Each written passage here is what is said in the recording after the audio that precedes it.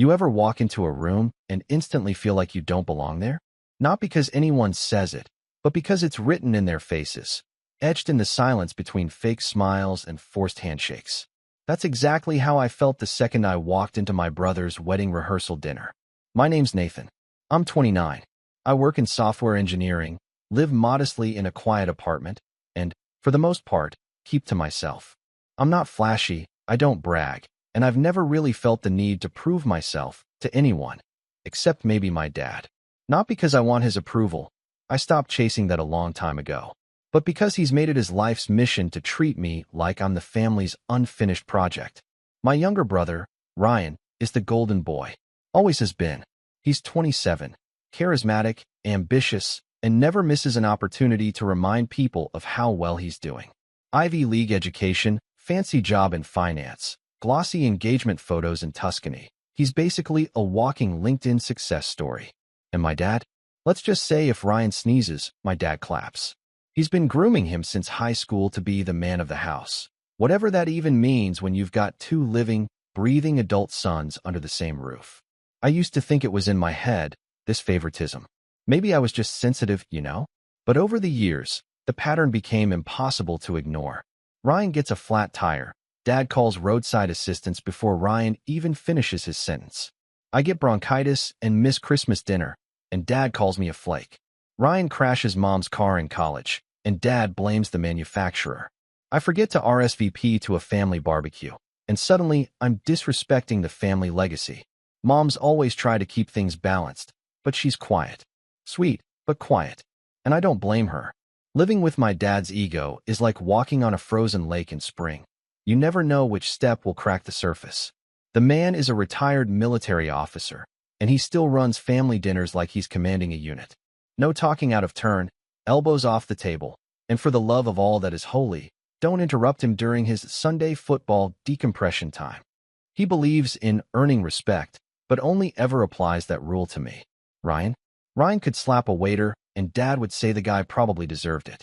So when Ryan's wedding rolled around, I already knew I was going to be more prop than person. I'd RSVP'd early, offered to help set up the venue, even volunteered to design the wedding website since it's kind of in my wheelhouse.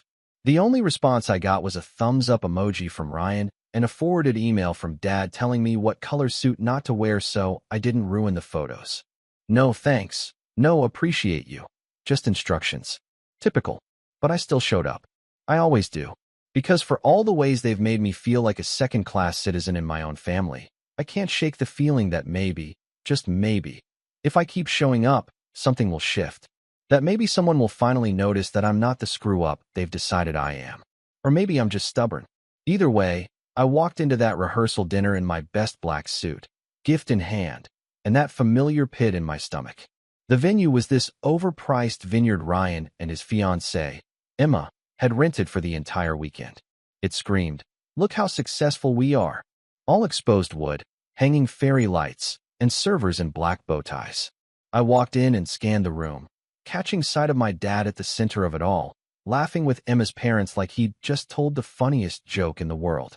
Ryan spotted me first. He gave me that grin, half warm, half condescending, that he always used when we were kids and he'd beaten me at something. "Nate, you made it," he said, coming over and clapping me on the back. "We were starting to think you'd bail." "Yeah, wouldn't miss it," I said, forcing a smile. "You clean up nice," he added, with a wink that felt more mocking than genuine. I brushed it off and made my way toward the gift table to drop off the box I'd wrapped myself. Custom-engraved whiskey glasses and a bottle of 18-year-old scotch I'd spent way too much on. I turned around and nearly bumped into Dad. He was holding a glass of white wine and looking at me like I'd just tracked mud into the Vatican. "Glad you could finally grace us with your presence," he said. "It's the rehearsal dinner, Dad. I'm right on time." He smirked. For once. I let that one slide too. I'd had years of practice. But something in his tone stuck with me. It wasn't just a jab. It was calculated. Like he wanted to remind me, in front of everyone, of where I stood. I looked over at Ryan, who was now surrounded by a group of groomsmen, laughing and telling some story that ended in synchronized applause. Emma walked in shortly after, glowing in a cream-colored cocktail dress, and the room practically shifted to orbit around her. I stood by the bar, invisible again. Dinner was served, toasts were made, and I sat through every speech, every clink of the glass, nodding and smiling like I was part of it. Emma's dad made a charming speech about watching his daughter grow up. Her mom cried. One of Ryan's college friends told a story about their wild spring break trip. Everyone laughed. I stayed seated, waiting for the moment Dad would call on me for a quick word. It never came. Even when Ryan asked if anyone else wanted to share, Dad looked right past me and raised his glass. That's enough. Let's not drag this on. Let's let the man of the hour have the last word. That stung, but I swallowed it down like I always did. After dinner, I stepped outside for some air, trying to remind myself that it wasn't my night. It was Ryan's. Maybe I was being too sensitive again. Maybe. That's when I overheard it. I was standing near one of the large open windows that led to the patio when I heard Dad's voice. Loud, unmistakable, already a few drinks in. Ryan's always been a natural leader. Always knew what he wanted. Not like Nathan. That one's still trying to figure out if he wants to be a man or a mouse. Laughter. Actual laughter. I froze. My heart pounded in my ears, and for a second, I thought maybe I'd misheard him. Maybe someone else had said it. But no, it was him. My father. The same man who used to help me build Lego castles on Sunday afternoons before Ryan was born. The same man who taught me how to ride a bike, and then walked away when I fell, telling me to man up. The same man who stopped asking how work was going the second Ryan got promoted to senior analyst. I backed away from the window and took the long way around the patio, walking down past the rows of grapevines and letting the cool air hit my face. I don't know how long I was out there, but when I came back, the night was winding down. People were saying their goodbyes, kissing cheeks, exchanging plans for the big day tomorrow. I gave Ryan a nod and told him I'd see him in the morning. He gave me that same grin. You sure you're gonna make it? And that was it. That was the moment I decided I was done playing the punching bag. Because what none of them knew, what Dad in particular had no idea about, was that I had something he desperately didn't want getting out. A secret he'd buried so deep, he probably thought it was gone for good. But I'd found it, months ago, and until tonight, I wasn't sure what to do with it. But now I had a plan, and I wasn't just going to attend the wedding. I was going to make sure it was a day my father would never forget. Not for the reasons he wanted, and definitely not for the reasons anyone in that room expected. By the time I got back to my hotel room that night, the gift bag they'd given all the groomsmen was sitting on my bed like a slap in the face. Inside was a small bottle of cologne, a pair of socks with Ryan's initials on them, and a folded itinerary that felt more like military orders than a schedule. My name was spelled wrong on the card. Nathaniel, instead of just Nathan. Ryan knew I hated being called that, but of course, the wedding planner probably got her info straight from him. The next morning started early.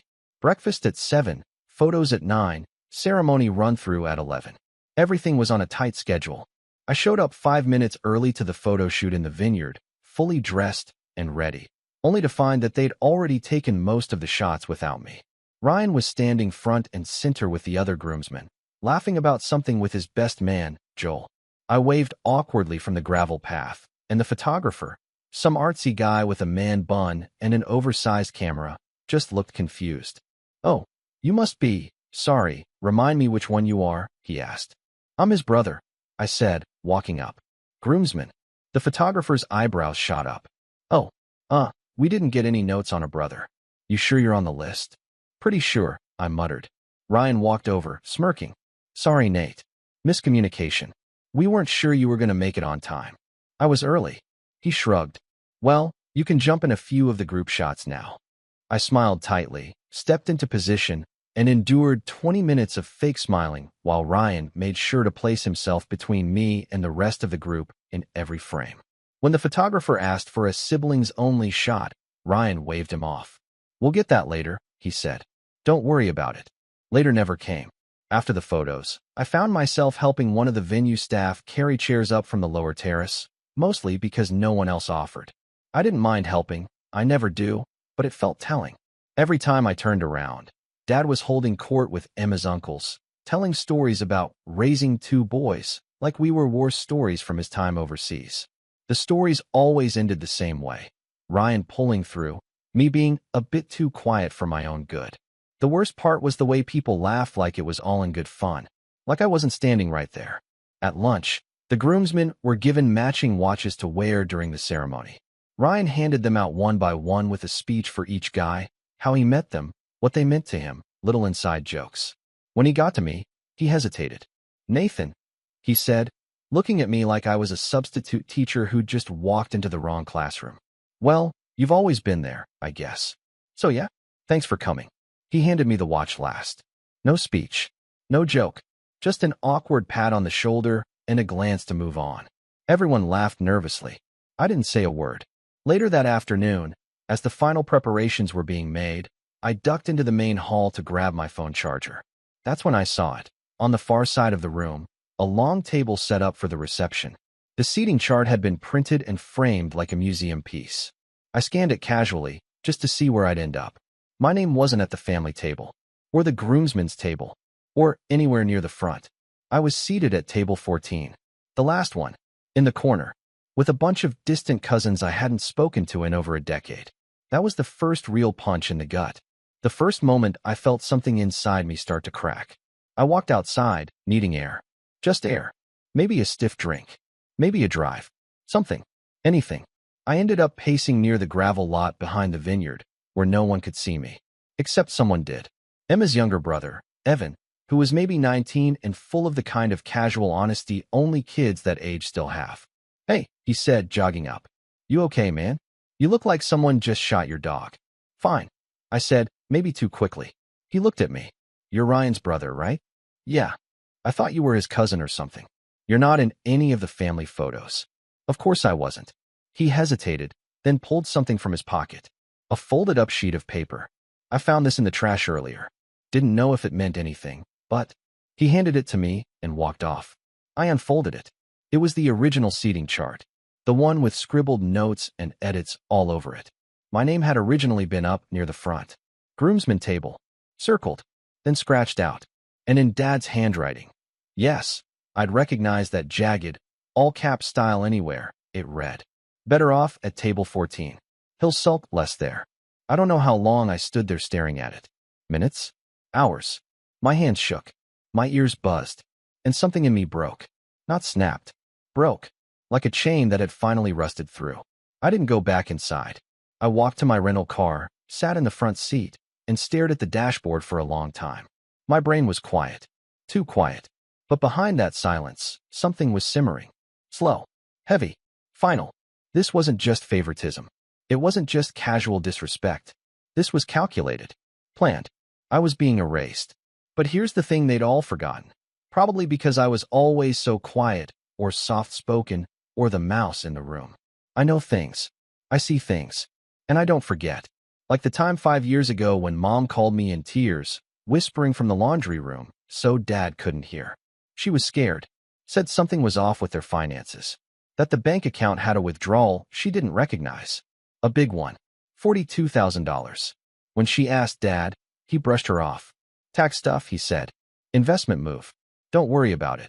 But I did worry. So I pulled the monthly statement from their shared email account. Yes, I still remembered the password because I'd set it up for them in high school. What I found wasn't tax stuff. It was a payment. To a woman. The name meant nothing to me at first. But when I looked her up, let's just say the resemblance between her son and my brother Ryan would make anyone's stomach drop. I never told Mom. Never told Ryan. Never told anyone. I buried it. Like I was trained to do. Like I always did. But that document, those receipts, those paternity tests I ordered myself out of sick curiosity, the email backup I downloaded and stored on a secure cloud folder under a fake username, all of it? It still existed. And it still had Dad's name all over it. I hadn't looked at that folder in years. Until now. When the rehearsal dinner ended that night, I was barely present. I smiled. I laughed when expected. But in my mind, I was already mapping it all out. The timing. The location. Who would be in the room. And what I would say. The wedding day arrived sunny and perfect. The kind of day people hope for when they drop 40 grand on a vineyard venue. Everyone was buzzing. Bridesmaids in pastel dresses. Groomsmen running around making sure ties were straight and jackets weren't wrinkled. I kept to myself. Checked my notes one last time. Made sure the USB drive was in my inside jacket pocket. The ceremony passed in a blur. I walked down the aisle with one of Emma's cousins, stood beside Ryan while he said his vows, smiled politely at the appropriate moments. When the couple kissed and the crowd erupted in applause, I clapped with everyone else. But inside, I was miles away. Dinner started. Toast began. First Emma's parents, then Ryan's best man, then Emma herself, and then it was Dad's turn. He stood, champagne glass in hand, wearing his signature smirk. The room quieted. Cameras rolled. He cleared his throat dramatically. "Today is a proud day," he began. "My younger son, my bright, brilliant, decisive younger son, has stepped into manhood. A provider, a husband, a leader." Ryan grinned from ear to ear. "And while I won't name names," Dad continued, chuckling, "it's clear that in this family, one son became a man, and the other, well," he paused, smiled, raised his glass, "just became a disappointment." Laughter. Actual laughter. Even some of the groomsmen chuckled. My heart pounded in my chest. My hands were steady. I felt nothing and everything all at once. I stood up. "Mind if I say a few words?" I asked. Dad blinked. "This is hardly." "Just a minute," I said. Emma looked confused. Ryan squinted like he didn't trust whatever was coming next.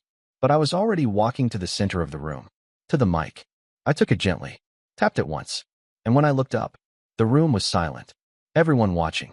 Perfect. And that's when I said, "You ever feel the air shift in a room before a storm? That sudden vacuum of sound, like the world is holding its breath?" That's exactly what it felt like the moment I touched the mic. I looked around the reception hall. Rows of fairy lights twinkled above our heads. Champagne glasses half raised. Frozen smiles. I spotted Ryan in his chair, staring at me with narrowed eyes. Emma had that polite, confused smile people wear when they're praying you don't ruin the mood. And Dad, he was frozen mid-sip, glass halfway to his mouth. Eyes like daggers. I should have felt nervous. I didn't. I should have second-guessed myself. I didn't. Because in that moment, standing there in a pressed suit I'd paid for myself, in a room full of people who'd written me off, I wasn't the disappointment. I was the only person in that room finally telling the truth. But I didn't say everything. I didn't reveal the secret. Not yet. I took a deep breath and gave a toast. A normal one. Short, simple, polite. I congratulated Ryan and Emma. Wished them happiness. Made one dry joke about growing up with a brother who used to lock me out of the bathroom just to make me late for school. People chuckled. Then I set the mic down and walked off. I could feel the confusion ripple through the room. Dad looked like he was holding back a snide remark. I let him stew. Because the thing is, revenge isn't about the moment. It's about the lead up. And mine had just begun. But first, I had to survive what came next. After the reception, I slipped out quietly, while everyone else headed to the after-party. I didn't say goodbye. I didn't need to. I knew what was coming. And I wasn't wrong. The next morning, I woke up to 3 missed calls from my father. 1 voicemail. "Nathan," his voice growled through the speaker. "If you ever pull a stunt like that again, grandstanding at your brother's wedding, you're out of this family for good. Do you understand me?" I stared at the phone, then deleted the message. Out of the family. As far as I was concerned, I'd never truly been in it. The fallout came faster than I expected. Ryan texted me later that day. "Not cool, man. You made the night about you." Emma unfollowed me on Instagram. And within a week, my parents had accidentally left me out of the family group chat where they shared all the wedding photos. I saw them through my cousin's phone anyway. Dozens of pictures, speeches, dancing, the bouquet toss. I was in 3 photos. Total. And in one of them, I was in the background, looking the wrong way. I won't lie. That week hit hard. Harder than I thought it would. Because even though I'd spent years telling myself I didn't care, pretending I'd built up armor against their favoritism and their subtle digs, the truth is, when your own family collectively decides you're expendable, it feels like grief. Grief for a version of yourself that kept holding out hope. I went back to my apartment and crashed. I called in sick to work. I stopped checking my phone. I let dishes pile up. Laundry went unwashed. I didn't even open my blinds for 3 days. It wasn't depression exactly. It was something murkier. A numbness that spread from the inside out. At one point, I stood in front of my mirror and tried to imagine what it would be like to be someone else. Someone louder, funnier, more impressive. Someone like Ryan. Would Dad love me more if I talked about stock portfolios and wore designer watches? Probably not. Because it was never about that. It was about control. And I had stopped playing the part they wrote for me. That's when something shifted. Not all at once. Not some grand moment of clarity. Just a small realization, like the first flicker of dawn under a heavy sky. I still had the truth. And more than that, I had myself. I opened my laptop, clicked into the folder I'd kept untouched for 5 years. The emails, the payment records, the flight itineraries, the correspondence between Dad and the woman whose name still made my chest tighten. It was all still there. I could have blown it all up right then and there. But something told me no, not yet. First, I needed to rebuild. Because when you've been underestimated your entire life, there's nothing more dangerous than finding your footing. So I got up, and I started small. I cleaned my apartment, dusted off the books on my shelf, cooked myself real meals instead of eating over the sink. I hit the gym, not to get jacked or impress anyone, just to prove I could take care of myself. Then I turned my attention to work. I'd been coasting at my job for a while, mostly because the voice in my head, Dad's voice, kept saying, "You'll never be a leader." But the thing is, I'm good at what I do. Damn good. I manage back-end systems for a mid-sized tech company. Not glamorous, but stable. And over the years, I'd quietly solved some pretty complex issues that saved the company thousands. I just never talked about it. Now I did. I started documenting my work, submitting detailed reports, speaking up in meetings. My manager noticed. She pulled me aside after a particularly smooth product launch and said, "I don't know what changed, but you've really stepped it up." I stopped apologizing for existing, I told her. She laughed. "Whatever it is, keep doing it." 3 months later, I got a promotion. Team lead. With a pay bump big enough that I finally moved into a better apartment across town. One with sunlight, a balcony, and a kitchen I didn't hate. I bought a proper espresso machine. A small luxury, but it made me feel like I was building something that belonged to me. And the best part? No one knew. I didn't post about it. I didn't call home to brag. I didn't send some dramatic message to Ryan or Dad. Because my success wasn't about proving them wrong anymore. It was about proving me right. Of course, silence has a way of making people nervous. One night, 6 months after the wedding, I got a call from Mom. Her voice was hesitant. Fragile.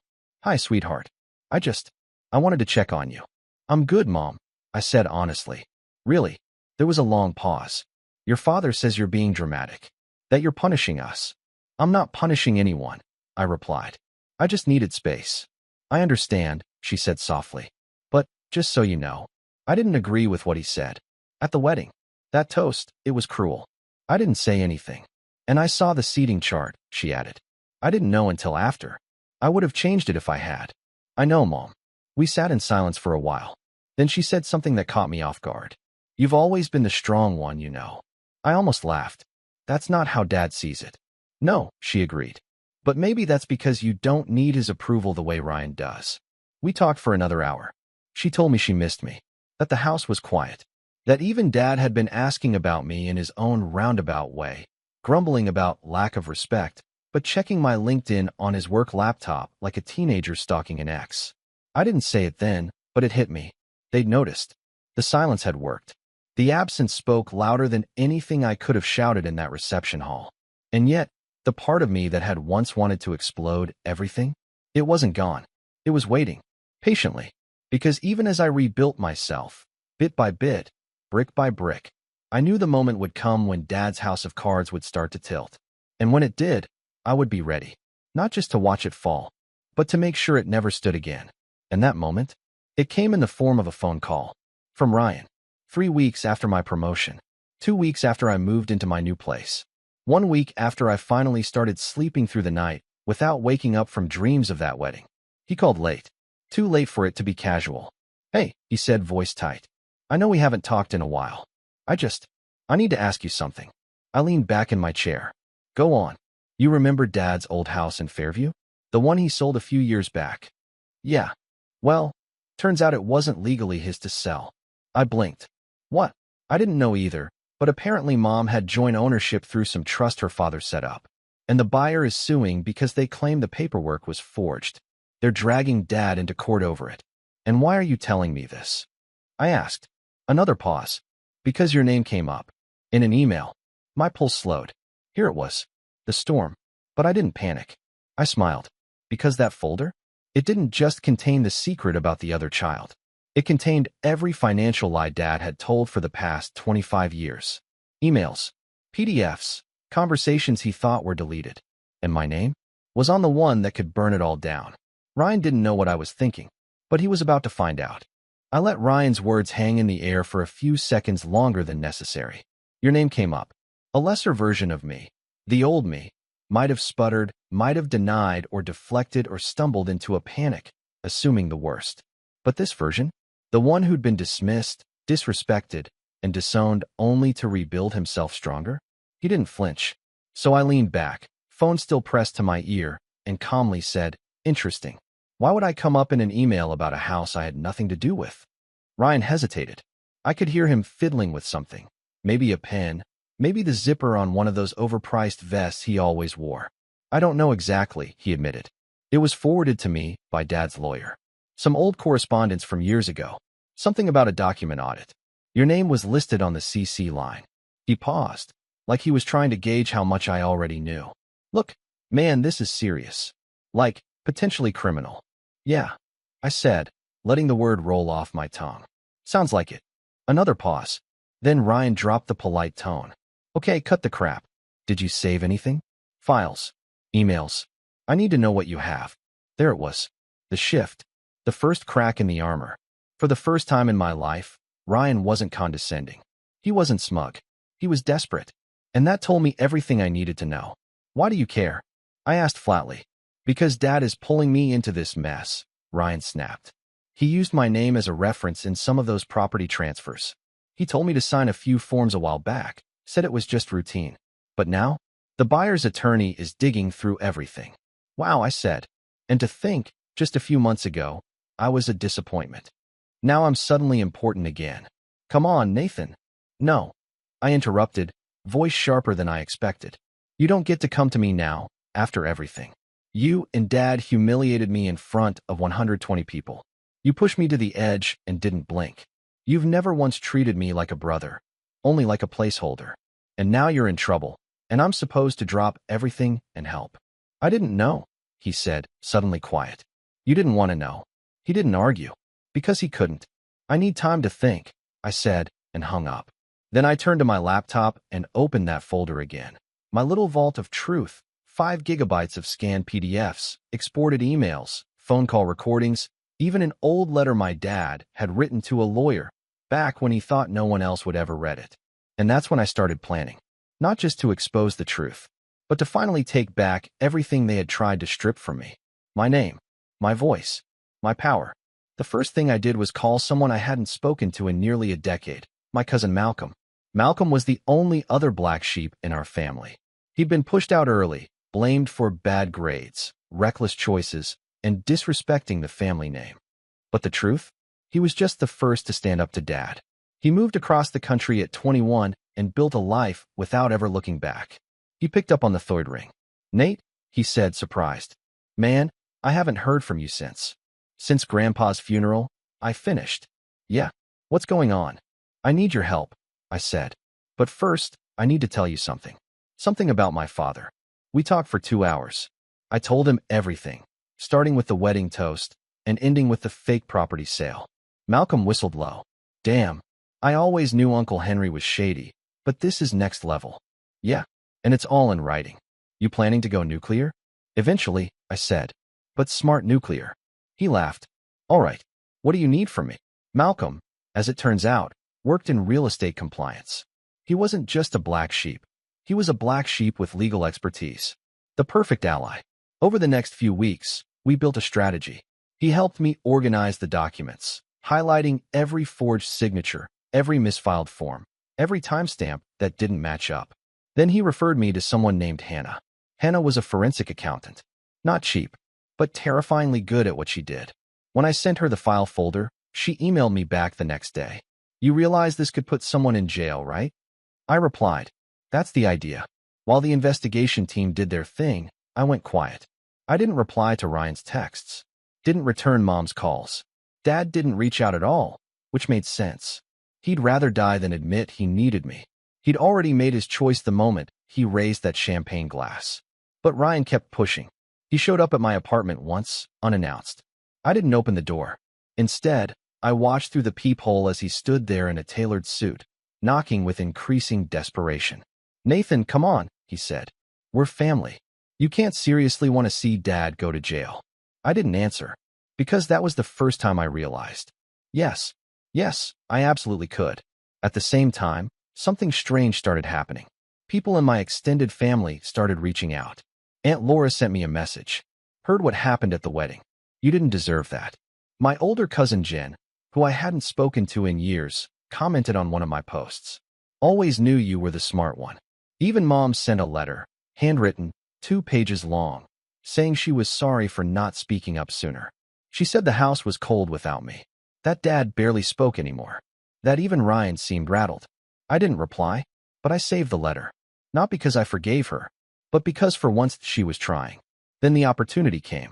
A nonprofit I followed put out a call for guest speakers, people willing to talk about personal experiences related to fraud and financial manipulation. They were hosting a panel called The Quiet Ones, aimed at exposing how often abuse hides behind polite smiles and family wealth. I signed up, and when they asked if I wanted to remain anonymous, I said no. I used my full name. I told my story, not with names or specific accusations, but with emotion, with truth. I talked about growing up under someone who weaponized disappointment, about being written off, about discovering, by accident, that my father had lied not just to his family, but to the law. The video went semi-viral in certain circles. Nothing massive, but enough. Enough that a few legal bloggers picked it up. Enough that one morning, a reporter emailed me asking for comment. And that's when I made my move. I sent an email to my father. Short, direct, cold. Subject, pending legal exposure. I have documentation of multiple property sales involving falsified signatures, unauthorized account withdrawals, and at least one undeclared dependent whose existence may impact inheritance claims. You have 7 days to come clean, to Mom, to Ryan, to the people you lied to. If you don't, I will. Nathan. He didn't reply. Of course he didn't. But 4 days later, Ryan called. He's freaking out, he said. He fired his lawyer. He thinks you're bluffing. I didn't say anything. Ryan sighed. Look, I know you don't owe me anything. But I didn't know about any of this. He used me too. I believe that. Partially. Then maybe it's time you stop letting him. What are you planning to do? I paused and said, something permanent. The last piece fell into place on a Thursday morning. I got a call from Hannah. She had cross-referenced the payment trail between Dad's accounts and the woman we suspected was his former mistress. Not only did the money match, but there was clear evidence of monthly deposits labeled as educational expenses, which wouldn't be damning if the kid wasn't 23 now and living under a different last name. Hannah had even found a photo. The resemblance to Ryan was uncanny. So I printed everything, put it all in a manila folder, and mailed it, with no return address, to my family's house, to my mother. But I didn't stop there, because I wasn't just going to whisper the truth. I was going to make it echo. And I knew the exact moment to strike. The Charity Gala, a lavish annual event hosted by one of Dad's old military buddies. An invitation-only affair where reputation meant everything. Every year, Dad went. Every year, he dragged Ryan along like a trophy. But this year, someone else got an invite too. Me, as a guest speaker. Because one of the event's themes was financial transparency. And my nonprofit panel? It had reached the organizer. I RSVP'd yes. And on the night of the gala, I stood backstage, folder in hand, watching as Dad laughed and shook hands with people in tailored suits and expensive dresses, completely unaware that the storm was already here. And I was holding the lightning. I'd never worn a tuxedo before that night. It wasn't because I couldn't afford one. After my promotion and the consulting work I picked up on the side, I could have rented 10. But I always saw tuxedos as something reserved for those events. The kind I never got invited to. The kind where I was either forgotten or deliberately excluded. The kind where Dad and Ryan belonged. But that night, I belonged. I arrived at the gala 10 minutes early, which put me ahead of fashionably late and just behind the truly important. The ballroom was massive, gold trim, crystal chandeliers, the smell of money and perfume mingling in the air.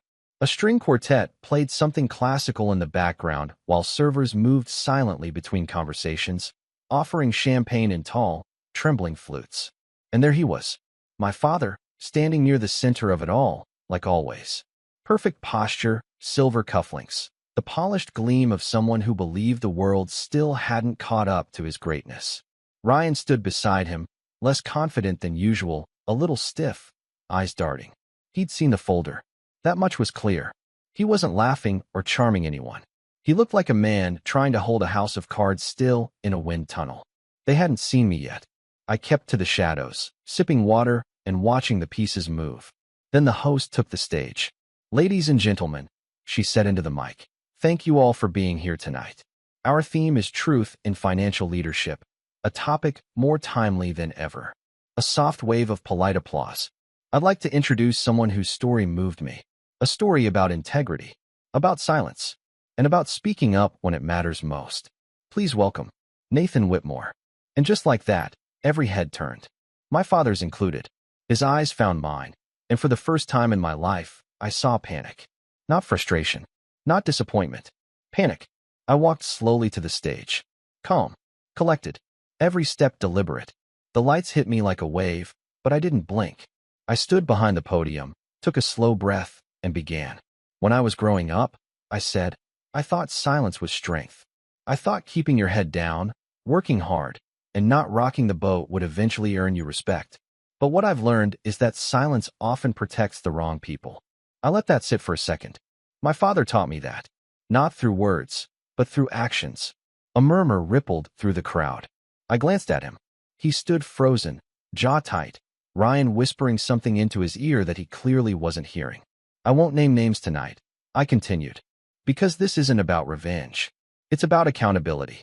It's about recognizing the damage that comes from prioritizing image over integrity." I shared a carefully curated version of the story, how I discovered falsified documents, fraudulent transactions, years of deceit. I spoke of the pain of being overlooked, the weight of carrying secrets that didn't belong to me, the exhaustion of pretending everything was fine just to preserve a lie. And then I dropped the hammer. "These documents," I said, holding up the now infamous manila folder, "have been submitted to the appropriate legal authorities. Investigations are ongoing. The evidence is clear. And if there's one thing I've learned, it's this. Eventually, the truth finds its way out." Silence. Thick. Tense. Charged. I didn't need applause. I didn't need validation. I stepped down from the podium and walked past my father without acknowledging him. The crowd parted like a sea. Eyes followed me all the way to the exit. And that was enough. The fallout wasn't immediate. It never is with men like my father. They scramble. They flail. They deny. For 2 weeks, he did exactly that. Told everyone I was bitter, that I'd fabricated everything, that I was lashing out because I couldn't handle Ryan's success. He played the part well, right down to the forced tears when he called Mom the only real victim in all of this. But the thing about forensic accounting, it doesn't care about your reputation. It cares about numbers. And the numbers didn't lie. Neither did the signatures, or the time-stamped emails, or the voice memos. The IRS launched a full audit. 2 private property buyers filed fraud complaints. His name was quietly removed from the board of the veterans charity he once chaired. By the end of the month, 3 different lawsuits were pending. His lawyer quit. The house in New Haven, his retirement escape, was frozen as part of a legal hold. Mom filed for legal separation shortly after. I never asked her to, but when she called, I could hear something in her voice I'd never heard before. Freedom. As for Ryan, he played dumb, tried to distance himself, claimed he never knew, that he was just following instructions. But the digital trail was messy, sloppy. He'd signed more than he realized, involved himself in more than he remembered. The SEC sent him a letter of inquiry regarding his role in an investment deal tied to Dad's fraudulent accounts. Nothing criminal, but enough to scare his employer. He was let go quietly 2 months later. Last I heard, he was bartending in Hoboken while trying to land a job that didn't require background checks. I didn't feel sorry for him. He'd had every chance to stand beside me. He chose to stand on me instead. People often ask what I gained from all this. I didn't get money. I didn't want it. I didn't get some viral video or a book deal. I didn't even get a thank you from half the people who whispered behind my back at that wedding. But I got peace. I got silence that wasn't suffocating. I got space to breathe in a world where I didn't have to shrink myself to fit someone else's mold. I got late mornings and strong coffee and quiet evenings where I sat on my balcony watching the sun melt behind the city skyline, my skyline. Mine. And every now and then, I get a message. Someone from that wedding. Someone who laughed when my dad raised his glass and called me a disappointment. They write things like, I didn't realize how bad it was. You were always the better man. I'm sorry for not speaking up. I don't hold it against them. People follow the loudest voice in the room. For years, that was my father. But not anymore. Now they listen when I speak. Because the quiet ones? We're not weak. We're just waiting for the right moment. And when it comes, we don't shout. We shake the earth.